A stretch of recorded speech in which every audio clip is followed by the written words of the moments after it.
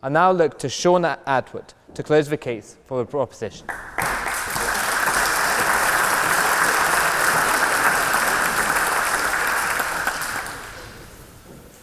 I think one of the things that's been overlooked today is the power of addiction. They estimate approximately half of young people experiment with drugs. Only a small percent get addicted. I myself got addicted for over 10 years. And I had anxiety as a teenager. And one of the things that led to my addiction was I just passed my driver's license test, went to fill up my mum's little red car with petrol, and 4 drunks started behaving abusively towards me. I thought it was brave to stand up to them. They surrounded me, attacked me, knocked me down, started kicking me in the head. All I could do was curl up in the fetal position.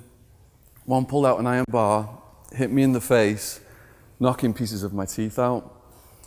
I was laying there, and my whole body went warm, and all of a sudden I couldn't feel the pain anymore. And I opened my eyes, I thought they'd stop hitting me. And they were still hitting me, and I couldn't understand why I couldn't feel the pain. I thought I was dying. It was like I felt my life slipping away. And I woke up in a pool of blood, teeth missing.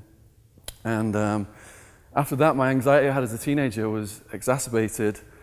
When I went out, I wouldn't go up and talk to women. I wouldn't go up and dance. I was too self-conscious.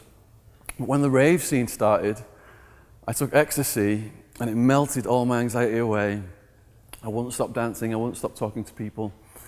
But it became my crutch. And then for the next 10 years, I didn't think I was an interesting enough person to be around if I wasn't on drugs.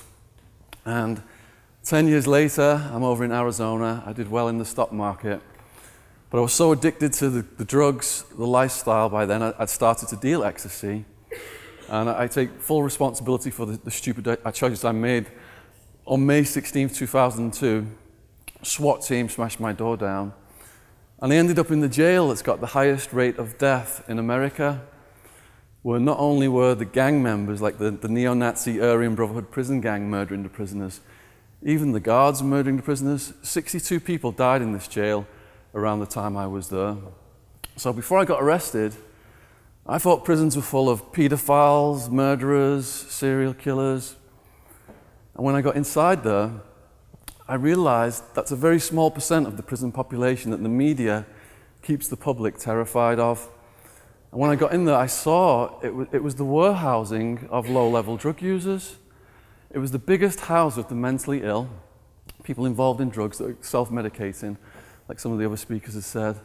Scott Norberg was a mentally ill man wandering a neighborhood. They brought him into the jail where I was at. The guards started beating him and electrocuting him with taser guns.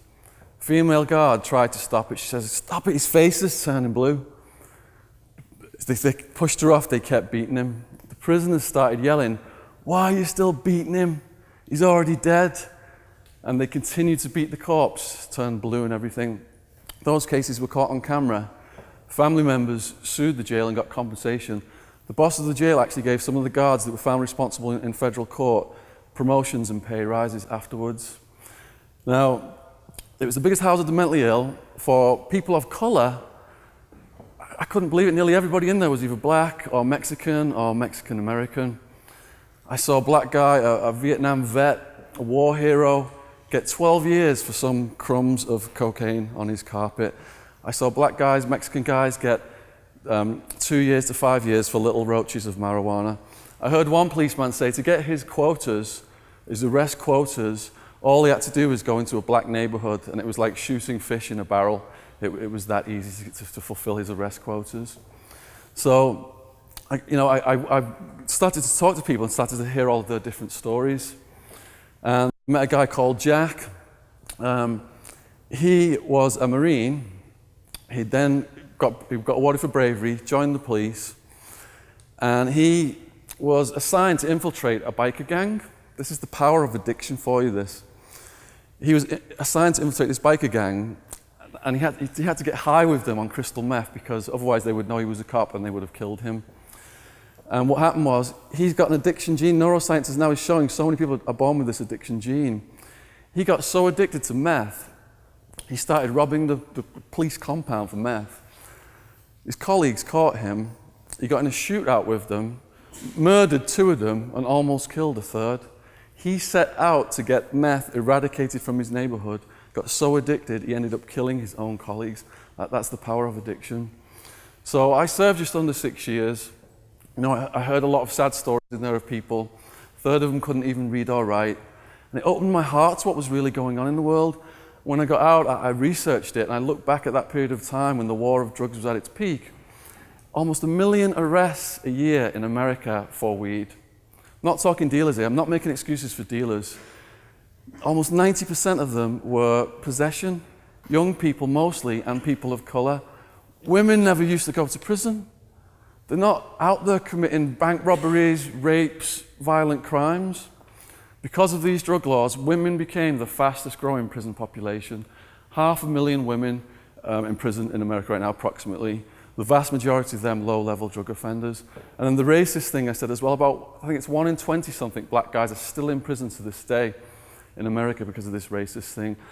A gentleman over here quoted Harry Anslinger, the drug czar who started these drug laws out of America, one of the early drug czars.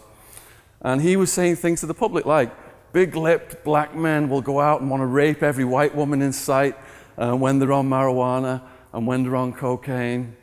And this is what was feeding it all back then. And that's why to this day we've still got all these black people in prison in America. And the Black Lives Matter thing is an absolute reaction to that. Because from what I saw, black lives didn't matter at all in the justice system. So I got out, researched it more. I've written 4 books now on the war on drugs. And you know, going back to it all, the very first drug laws were started to put black men, to put Mexicans, and to put Chinese immigrant workers in prison during economic downturns in the US because they were stealing the white people's jobs. Does that sound familiar? And the companies putting the money up was the pharmaceutical companies. They didn't want people growing marijuana in their own backyard and getting free medicine. And to this day, the Partnership for Drug-Free America, which puts out all this propaganda about the drug laws, is financed by alcohol, financed by tobacco, and financed by pharmaceuticals. So I joined an organization called Law Enforcement Against Prohibition, LEAP.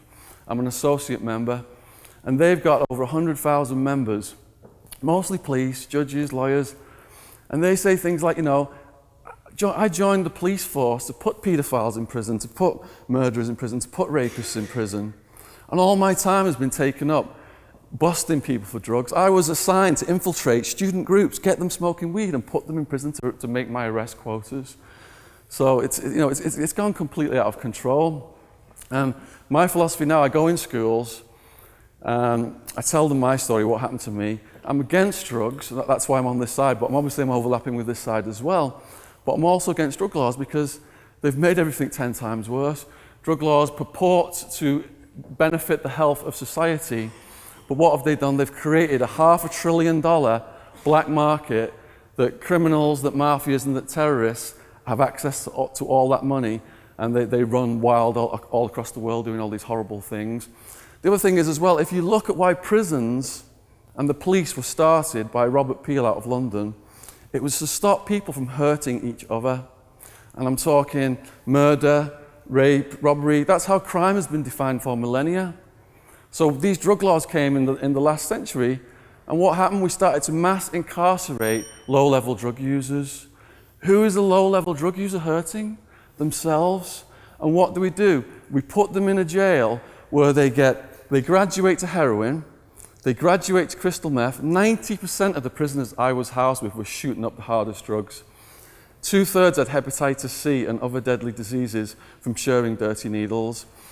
The white race where I was at was controlled by the Aryan Brotherhood prison gang. These young white people come in, get neo-Nazi tattoos, swastikas on their foreheads, and the gang also knows when they get out, they're not going to get a job looking like that. They're going to come right back to the prison. The prisons get $50,000 a year of taxpayers' money per prisoner. They allow it to be completely gang-infested and drug-infested because they know when these guys get out, they're going to come right back. It keeps all that profits rolling in.